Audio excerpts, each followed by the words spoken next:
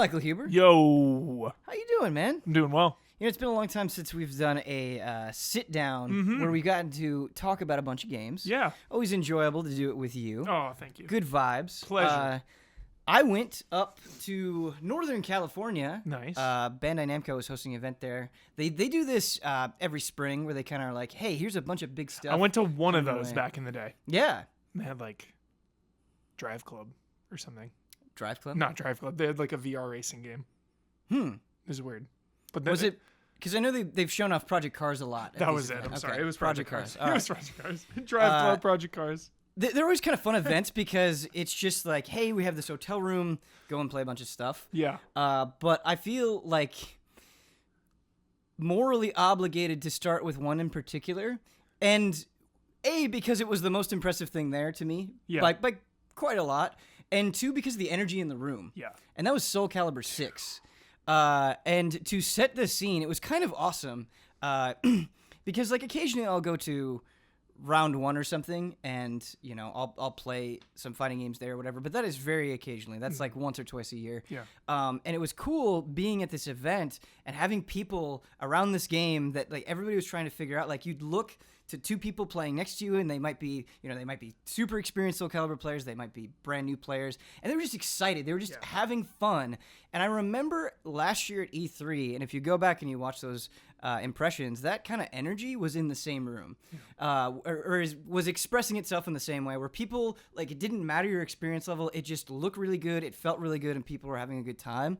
That is what Soul Calibur 6 like screamed out to me. Yeah. It's just like, get in here, look at how gorgeous this is, and have a good time. Did they have a ton of characters and stages? Like, do you think it's close? Well, they only had 2 stages, and they only had a handful of characters.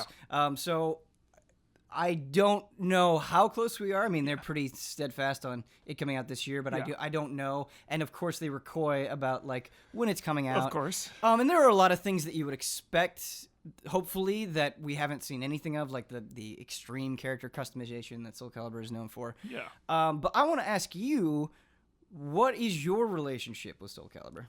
Intimate. It's intimate. It's very intimate. Wow, that was not what I was expecting. Soul Calibur.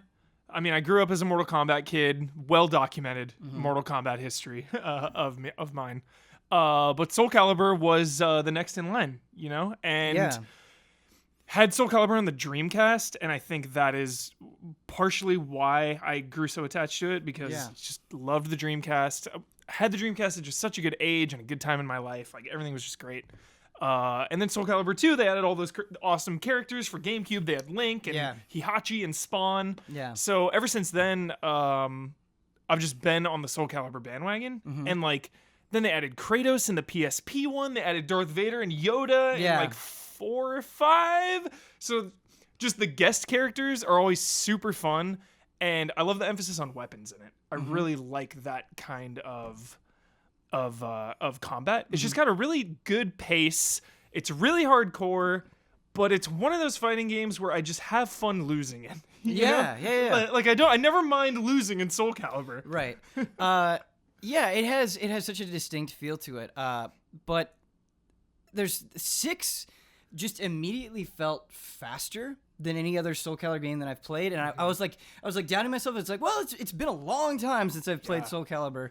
Am I just imagining this? And I went up to like the guy who was from Namco, from Bandai Namco, who was representing. He's like, no, it's faster. Like that, you're not making that up. That's like a feedback that we've gotten. I'm nervous. I'm nervous. No, but it wasn't in a bad way. I think when you say fast, that it's just completely overwhelming. But it felt really good. There was kind of this intuitive nature to it. It felt like you had a lot of tools, and it's kind of coming from all over the place. But you know, when you say you have fun losing, I think in Soul Calibur 6, kind of like in Tekken in some ways, but a little bit different. You're gonna have fun losing because of the spectacle. So you know, you have the critical edges in Soul Calibur, and like, I'm thinking back to Soul Calibur 5, and like I don't remember any of the critical edges, but in this game they're just so flashy and so distinct. Like Nightmare has one where this like dark dimension opens and he's riding like this otherworldly horse, and you're just like,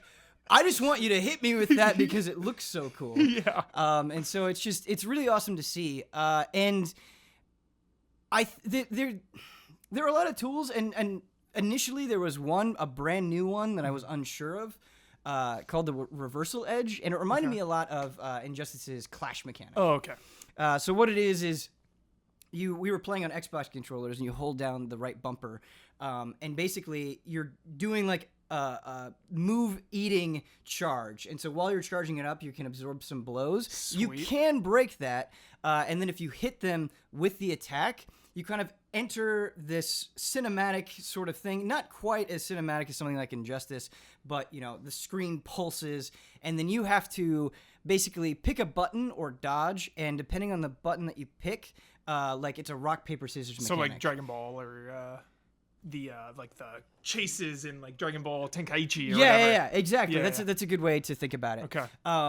And if you both hit the same button, you'll go into like round 2, but there will never be a round 3. If you enter a round 3, the person who initiated it always wins. Okay. And I don't like the class system in Injustice all that much, because like it breaks up the flow. It breaks up the flow. Yeah. That's really the long and short of it. Where I think there's enough going on, and there's already enough of a rock paper scissors element, like this beats that you kind of have to think of. It's fun doing that on the fly. It's fun doing that while a bunch of fluid action is happening. I think it's like kind of arbitrary and feels weird and breaks up the flow, like you said, when you like stop to do it. And so I was really worried about it. How do you feel about it in Injustice or in other games where you've encountered a similar sort of mechanic? Good in the short term, bad in the long term. Okay. I really like them to begin with, especially in Injustice. They're so cool. All the stage transitions, I kind of just throw all those into one basket. Anytime the game like stops and does a cinematic style thing. But like after you see those a bunch of times, it's just like, all right, get on with it. Like it loses the magic. So here's why I don't think that same sort of like fatigue is going to happen with the Reversal Edge in Soul Calibur 6. It is, once you get used to it, once you spend just a little bit of time in the game, it is so easy to avoid. Okay. I mean, good. This is a 3D game where you can just sidestep it. Yeah. So you can just move forward or move into the foreground or the background, because it's just a vertical swing with everybody that we saw in the game so far. Yeah. And so it's really easy to avoid. You can block it. It's just something that telegraphs itself so much that you can't spam it, you can't abuse it. So it seems kind of like a reward almost if you pull it off. Yeah, it's like it's this situational tool where I think if you're playing seriously, it's something that you're going to want to pull out once in a while. It's something that, yes, it will definitely have a use, but it's not something that you can abuse and expect to do well at all. Perfect. And so I think that is really, really good. Cool. And you also have Soul Charge, which is not a brand new mechanic like Reversal Edge, but it's like kind of different here. Killick, the staff user? Love Killick. So he like turns into a demon. Sick. And he starts losing health very rapidly, but while he's in this powered up state, so this takes 1 bar of meter, just like your super takes 1 bar of meter, your critical edge, and he dishes out incredible amounts of damage, and everybody can enter this soul charge state. Cool. But for right now, it's only Killick that loses health, and that's going to tie into the story, I think. But basically, the way that you can think about this mechanic is that you entered a buffed up state for a period of time where you have Kaioken times 1,000. Right. Yep. You're gonna pay the I like price. you putting this into Dragon Ball terms. Yeah. In fighters, in the new fighters, if you're playing fighters, it's kind of like Sparking Blast in a way. So cool. Yeah, and I guess go ahead. I was gonna say with the him turning into a demon, it seems like maybe they're emphasizing each character being even more unique than Soul Calibur's past. Like, obviously, everyone's so different from the way they feel in movement to the weapon they use.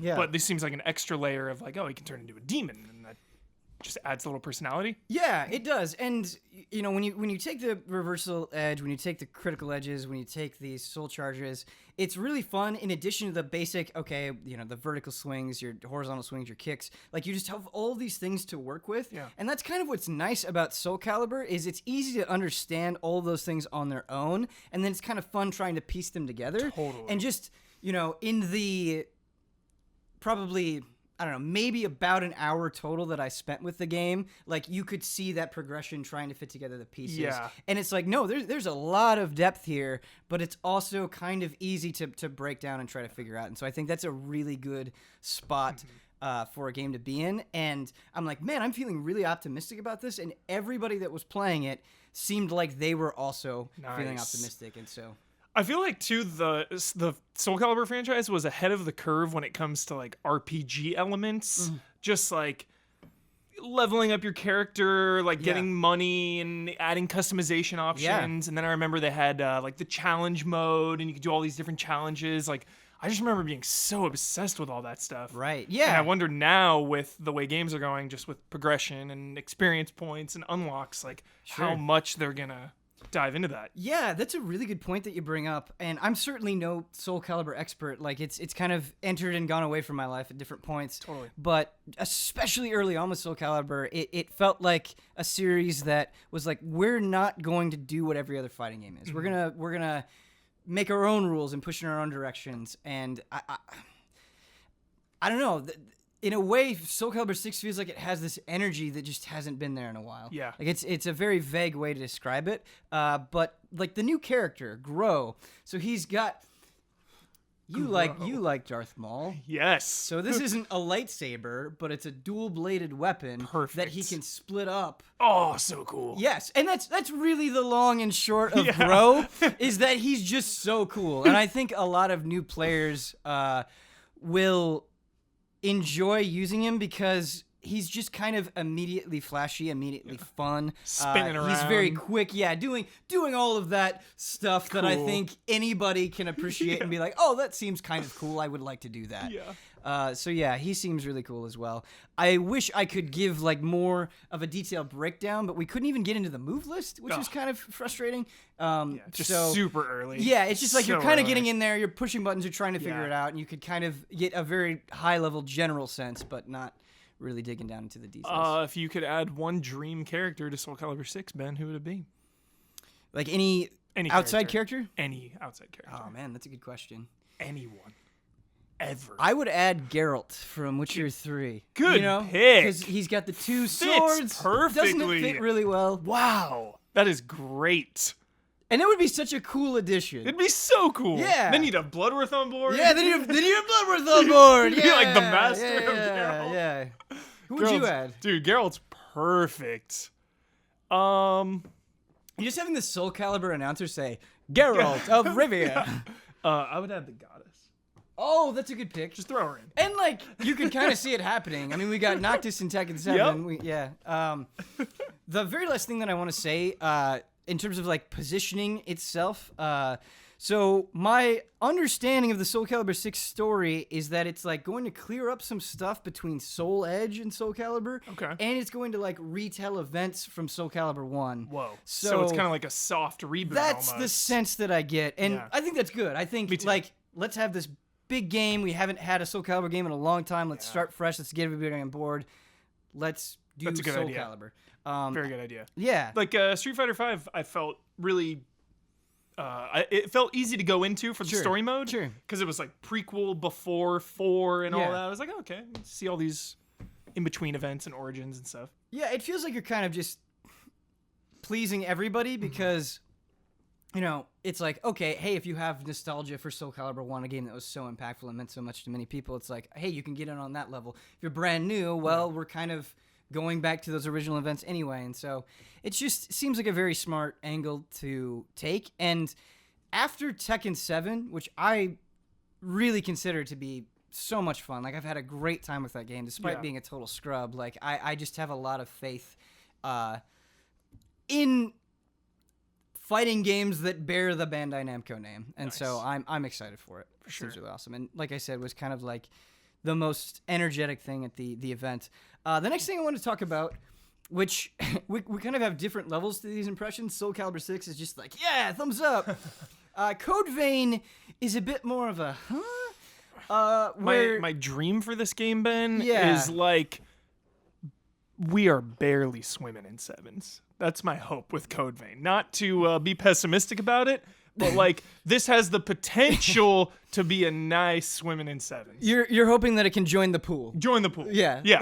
Tall enough to ride. Yeah. Perfect. Yes.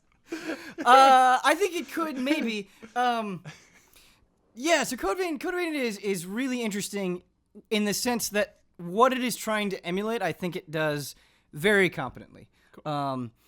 I think it controls just fine. It has sort of the, like, hey, don't rush in there. Really think about your attacks. If you do get caught off guard, you'll take a lot of damage. It like, if you've played any Soul-style game, you will immediately understand and be able to kind of sink into these controls. Not that it is exactly the same, but it's very similar. There are a lot of differences, though, and it's with those differences that, like, I'm not sure how it's going to pan out. So you have this, essentially this demon arm that you can suck up Ichor with, and you can get different temporary buffs that use this Ichor, so you can like raise your attack. Cool. I love a good demon arm, Ben. Yeah, I'm into that. Yeah, and so it's one of those things though where it's like I feel like I have to remember that I have this because having played so much Souls, it's just sort of like, oh yeah, this feels so similar, but I have this whole other layer that I could exploit, and I think that's like especially exacerbated when you only have 20 minutes with the game. Yeah. But that is something you can do, and I'm interested to see like how wide ranging those buffs are, how useful they are, like how, like if I'm in a boss fight, will that be a crucial difference between victory or defeat? But then really the biggest difference with Code Vein is you always have an AI partner with you. And so I had this lady who had a gun and was blasting people from a distance, and in a lot of basic encounters it was extremely useful because you would have people coming at with you from two sides. She could focus on one side and I could go take care of the other. That's kind of cool. Yeah, as opposed to having both those sides overwhelm me. And so for the purposes of drawing aggro, it seemed really good. Another useful thing that is really nice is if you're dead or she's dead, either one of you can sacrifice part of your health to bring the other back. And so there were times where I died where she brought me back. Cool. I was like, oh, okay, this is saving me from having to restart. That's kind of an interesting mechanic. And again, something to put some value on that partner. Yeah. To not just be a disposable distraction. It's like, no, you can really help me out when I most need it. But boy, she sure talked a lot. I was just going to ask that, dude. Yeah. I was like, does she talk a lot? Yeah. Well, and in ways where I think they're trying to make her feel natural, but in that attempt to make her feel natural, you just kind of want to strangle the character to death because, I'm in this demo. I'd never played this game before. Yeah.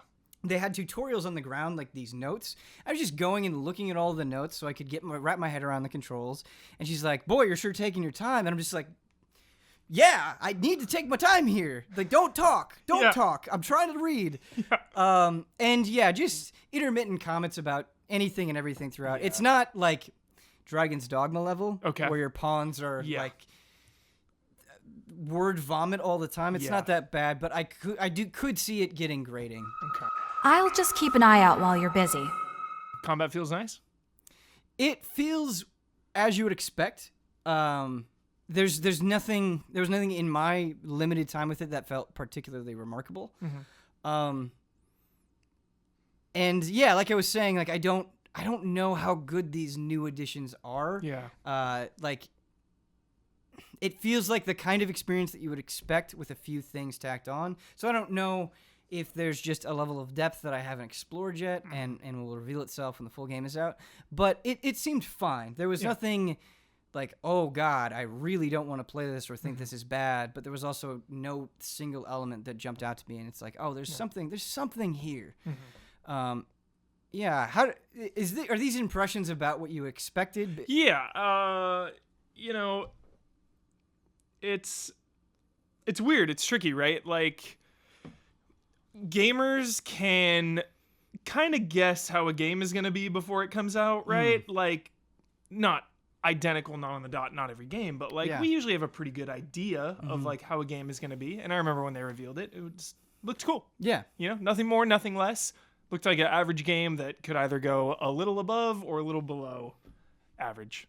So. Yeah. And I mean, I think there's still something to that formula that is satisfying. Like trying to fight the boss a couple of times, it's like, oh no, this is really hard. Like I have to pay attention. I have to learn this boss, and you know, it's not that I haven't done that just in Souls, but in a bunch of other games. But I still think like that style, for me personally, has enough in it that I'm not sick of that format yet.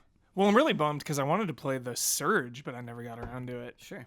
And that looked really cool. Yeah. Similar. Soul-style games.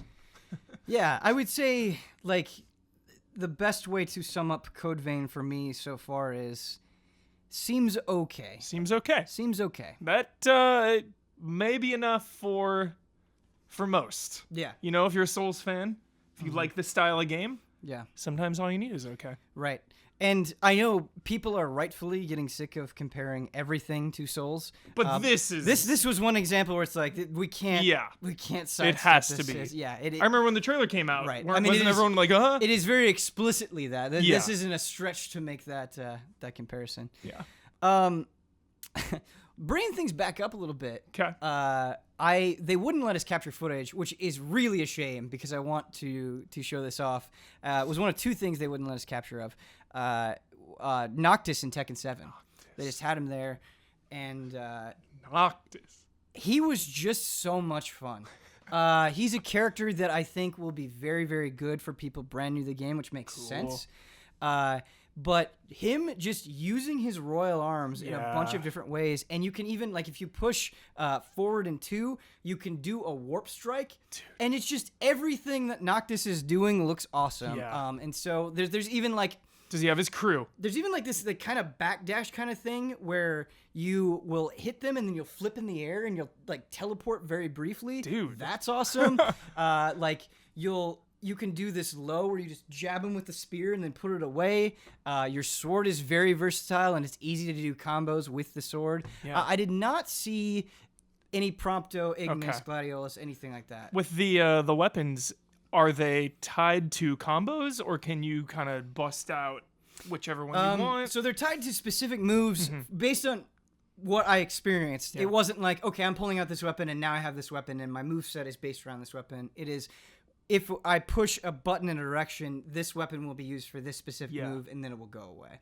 What a cool addition. Yeah, it is. That's so fun. It is, and much like Akuma, it really feels like they capture how it feels to play Noctis in Final Fantasy 15. Very cool. But they also make it feel like a Tekken character, and it's kind of a hard thing to describe, but it just works so well. Plus... when you're fighting on the Hammerhead stage, it just looks glorious. Like, it's just such a beautiful stage to fight in. And yeah, it is so much fun to play. I think it's going to be fun for people that are looking for something a little bit different in the Tekken roster. I think it's going to be fun for people who haven't played any Tekken and kind of want to get in as an excuse to play Noctis. Let me just say, I don't even want to like ruin it, but like his victory pose... Out of all of the things that they could have picked for his victory pose, it is so funny and so adorable. Nice. And just, I think, really speaks to the level of care and respect that they're giving these characters, which I think is awesome. So. Yeah, you don't want to mess that up. Final Fantasy, dude. No, you don't want to Big name. Yeah. That's a very cool addition. I'm really excited about that. Tekken intimidates me. I'm not a huge Tekken guy. Like, I probably won't buy the game, you know, just so much on my plate right now. But I would love to get some Noctis rounds in for sure. That sounds awesome. Yeah. I mean, it feels like it's kind of easier to learn fighting games now than ever before, just because of the communities online and because of Twitch and all that stuff. But I think on some very primitive, basic level, it's kind of just cool being attached to a character because you like their style or you like their story, and just seeing what little surprises the game has thrown in. I mean, I think that's something that Dragon Ball FighterZ does really well, where it's like, oh, that reference you're making, I've been following the series for so long, I get that, and we can have a little chuckle together. Yeah. And I think that's awesome. Oh, do you remember when they killed Liu Kang in Mortal Kombat? And then in the next one, you could get like zombie Liu Kang, and he had like the chains, dude. Right. And just so cool. like, is there any series that does a better job of it than Mortal Kombat? I mean, that's what fatalities are on their own. But yeah. So awesome. Yeah, it is really awesome. Dude, how cool are fatalities? Fatalities are pretty good. Awesome. Also, a ring out in Soul Calibur is top tier. I love just knocking them out of the ring. Boom! Yeah. See, I tend to get frustrated by ring outs. A lot of times when a ring out happens, it's like, oh, I was just getting into the flow of the fight. But it's a cool mechanic. It because it's how I win, dude. Yeah. Gotta knock ring him him out. Yeah, sumo style. I'll be like, is it Azeroth, right? Is his name? Yeah, Azeroth. The big Astaroth? Astaroth. Yeah, he's got the big axe. Yeah. And I always remember he had like this charge move, and you just open with that, and like it pretty much like knocks him right to the edge. Yeah. You just give him a little stomp. All right. Huber's giving us his playbook for that. Get ready. Group stream tournament night. Watch out for the axe push. The worst game that I played at this event. Oh no. Naruto to Boruto Shippuden. no. Or it's not Shippuden. Naruto to Boruto Shinobi Strike. And on paper, it sounded really cool to me. I was excited to play it. It's this 4v4 game, kind of brawler, where it's capture the flag, or at least what the mode that we were playing was capture the flag. And there are different classes that you can pick. So there's attack, defense, heal. And the guy said before we got into the match, hey, it would be awesome if everybody picked a different class, just to balance. And I think my entire team went attack, and I was like, okay, I'll go heals. Yeah. It was nothing but an immensely frustrating experience. It felt bad, and it felt like being anything other. Like, once I got into the match, I was like, oh, maybe this is why everybody picked attack. Because the way that it works is if somebody lands a hit on you, you're kind of sucked into this vortex that's very hard to get away from. You have this kind of teleport that you can do, but that's on a cooldown. And so it's really easy for somebody to get behind you. You don't see them. And then they kind of just immobilize you and beat you up and kill you extremely easily. And there doesn't seem to be a lot that you can do. And being a healer, my moves were not as extensive or powerful as the attackers. And because it was so easy to lock somebody down and take them out, why wouldn't you be attacker? Plus, the heal that I did have, and this could have just been the setup that we were running with for the demo, felt like it didn't have a lot of range. It wasn't very powerful. And so I just kind of felt worthless. Yeah. But that might be speaking specifically too much to a healer. It's just in general, it felt really mashy and sloppy and cumbersome. And I am not the most knowledgeable Naruto fan or anything like that, far from it. But I remember playing Ultimate Ninja Storm 4 at a similar event to this. Yeah. And, despite not having a lot of knowledge of Naruto, it felt good. It looked good. It felt like a very complete package, whereas this felt really rough and sloppy. So I know they've been kind of making similar Naruto-style games, and it's kind of cool to have a class-based brawler type of game, but this was not doing it for me. I wonder if because like the Shippuden anime ended, and now we're kind of in that transition to Boruto, if it's kind of like a reset for identity maybe, and this is kind of just like the first crack at something. They took a shot, they took a gamble, they had so many Ultimate Ninja Storms, like those were all so good. Yeah. So I wonder if maybe they're just trying to figure it all out. Yeah, that's a good point that you bring up, because it's interesting that the title is Naruto to Boruto, and you're kind of getting different characters from different eras of Naruto. If it's like, well, Boruto is kind of just getting off the ground, and so we don't want to do like a huge story-based game exclusively with that. I don't know. Up to this point, there hasn't really been a lot to throw into a full I don't even know if you could do a full Boruto video game right now. Sure. With you could, but it would still feel kind of like they need to go a little more, I guess. Yeah, I think you speaking to that transition makes a lot of sense. But yeah, there are a lot of times you play a game at an event and it's like you can have different responses to it, where it's like a Soul Calibur 6 where it's like, nope, this immediately feels awesome and I want to play more, or kind of like a Code Vein where you're like, there might be something here. Mm-hmm. This was more like a, boy, I don't know. Like it's hard to find things to praise about this. Like there wasn't. It felt easy and cool to run up walls, but the game wasn't giving me enough. When you picked a attacker or a medic, were they just generic ninjas, or were they actual characters? They were the different characters had a different. class. Yeah, Okay. so like Naruto was an attacker, Cool. Sakura was a healer, Got but it. you could also create your own custom Cool. person and have that be a specific class as well. Cool. So, yeah. Is there like a full story mode, and maybe like you build your own character up? I am not sure. That is a good question. My demo was basically this Just that one mode. 4v4 fight, but that is a good question. Yeah. Wonder if they're maybe Yeah. even going. This is just spitballing. Yeah. I was wondering too. Maybe like sounds kind of like this is weird.